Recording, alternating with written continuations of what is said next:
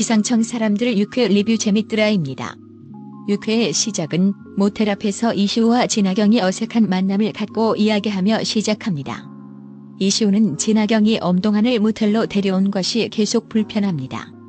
하지만 진하경은 엄동한의 프라이버시를 지켜주며 자세히 이야기해주지 않습니다. 이시우는 그것이 불편합니다.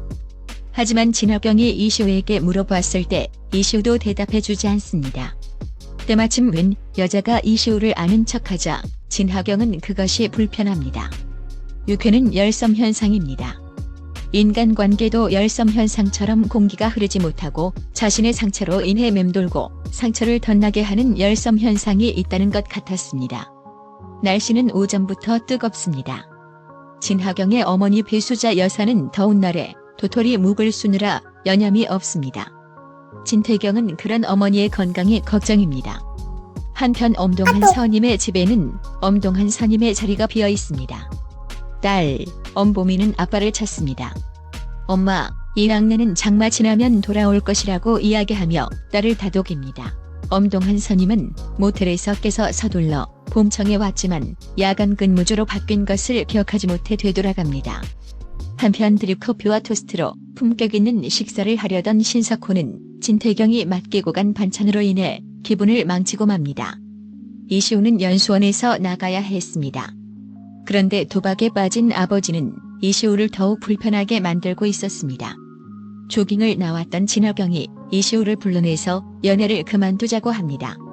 모텔에서의 만남이 자신의 상처를 생각나게 하고 그 상처로 인해 이시우를 못 믿게 한다고 기다려달라고 합니다.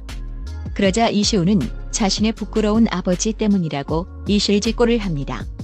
이시우의 아버지 이명헌은 도박에 돈을 잃고 계속해서 이시우에게 돈을 요구하고 있었던 것입니다.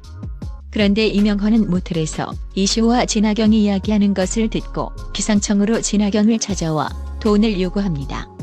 나중에 이시우가 자신의 전 재산인 1천만 원을 가져다 주었는데 이명헌이 진하경을 만난 사실을 알고 분노합니다.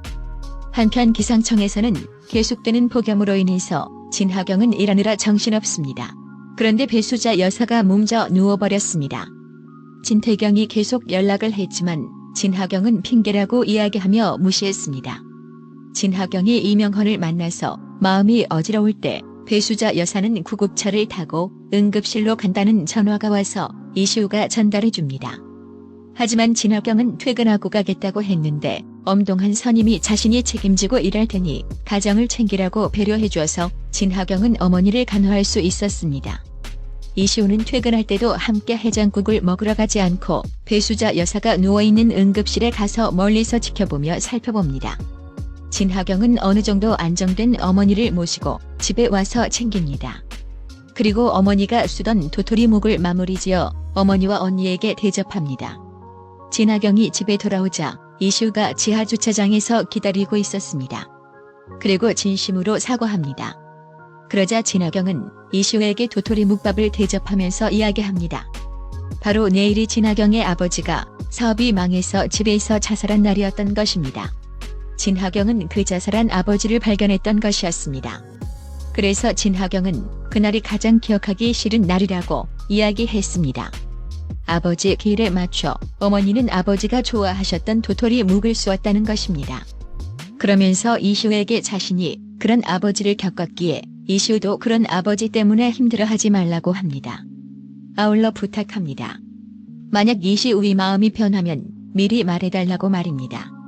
진하경은 마음이 변하는 것도 물론 힘들지만 그보다 힘든 것은 자신이 모르는 채 겪는 것이었습니다.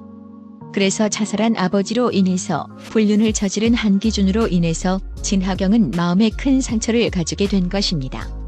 이시우는 비는 빗길이 만나서 서로 젖는다는 시구를 기억하며 진하경의 요구에 약속합니다. 그러자 진하경은 이시우 보고 같이 살자고 합니다. 이시우는 진하경의 말에 놀랍니다. 반면 한기준과 최유진은 최유진이 혼인신고를 미루자는 말에 서로 황당해하며 쳐다보며 6회를 마칩니다.